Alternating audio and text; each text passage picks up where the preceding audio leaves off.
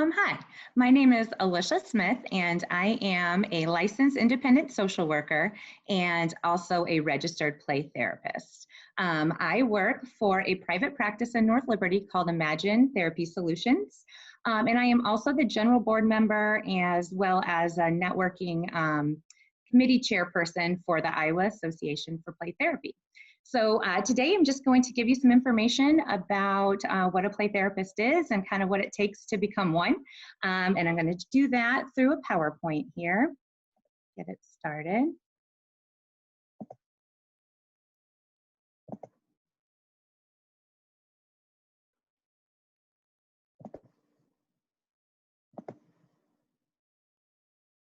Okay.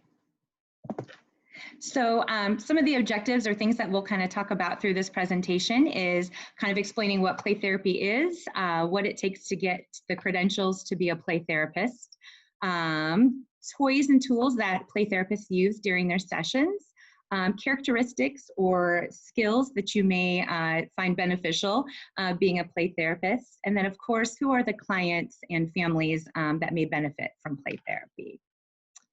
And pictured here is one of my favorite toys that I use a lot, and it's actually called a Meebee, but it has all these little stickers where children or families can kind of express what emotions they might be having without using words, but being able to actually create a Meebee. All right, so very simply, play therapy is just a way of being with a child that honors what level that they are in development, and it really allows them to use their language through their play using the different toys and things that, that I have in my office. Children that benefit most are generally ages 3 to about 12. However, I have found that with a lot of different interactive techniques, I use them with adults and I definitely use them with teens. I find that my clients feel less on point if they're able to use things to communicate with how they're feeling versus just sitting and talking about it. So there are 3 different types of credentials you can have as a play therapist. The first is just a registered play therapist. The next step is to be a registered play therapist supervisor, where you are then able to supervise other therapists who are earning their RPT or to be registered. A newer one that we have is school-based registered play therapist. So one of the great things about being a play therapist are there different settings in which you can practice. I do work in a private practice, but there are also play therapists in schools as well as hospitals. So I do like that you kind of have an option of what setting you might like if you are a play therapist. How to become a play therapist: you need a graduate degree in mental health counseling, social work, marriage and family therapy, school counseling, or psychology. You do have to have an active and current license in the state in which you live. And then there is a certain amount of supervised experience as well as clinical hours that you do have to have. And those are all kind of outlined by the Association for Play Therapy if that's something you're interested in knowing. And then of course, you always have to have continuing education. So it's important that you're taking play therapy specific trainings and workshops, which the Iowa Association for Play Therapy as well as the Association for Play Therapy offer lots of opportunities to continue to get your education. So in a playroom, it's important that as a play therapist that you're offering toys that are in different categories, so you might see different types of play. So for example, one is having family or nurturing toys, so having babies, blankets, bottles, also a kitchen. Kids really love to cook. Doll houses are really important. There's a lot of play that can happen in those.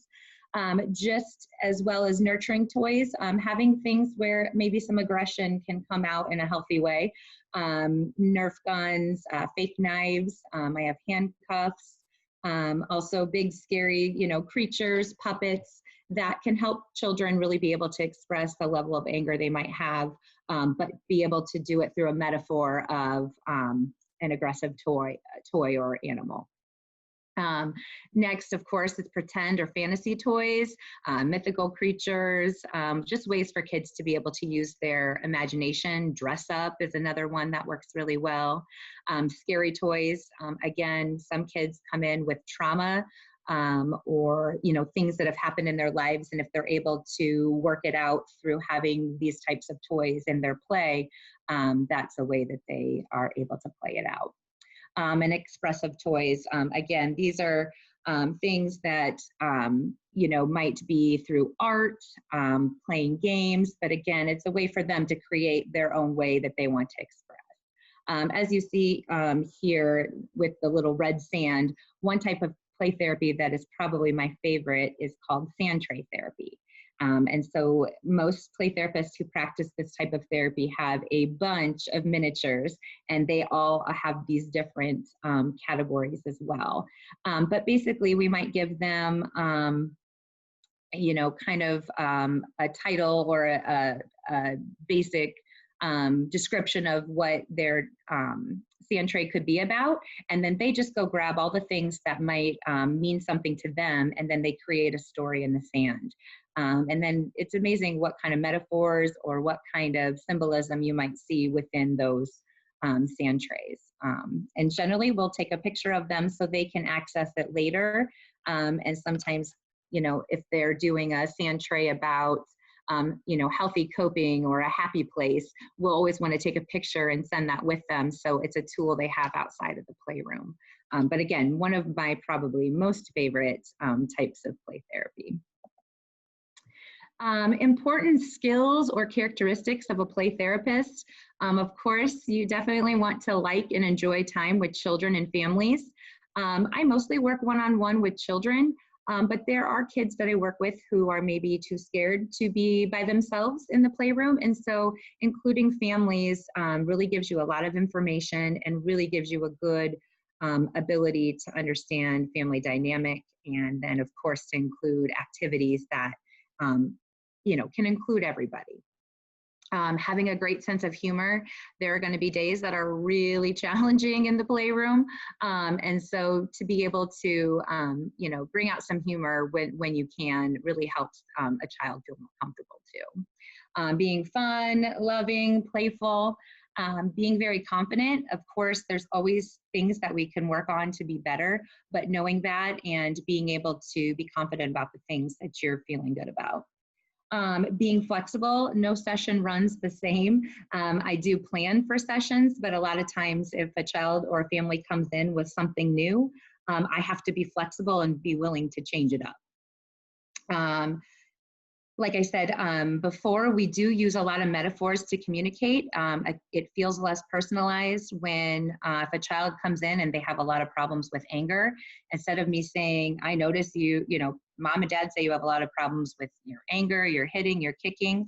I might introduce a dinosaur or maybe a dragon that also might be experiencing some anger, and then teach through the metaphor because that feels less personal, and they might be able to relate better to it.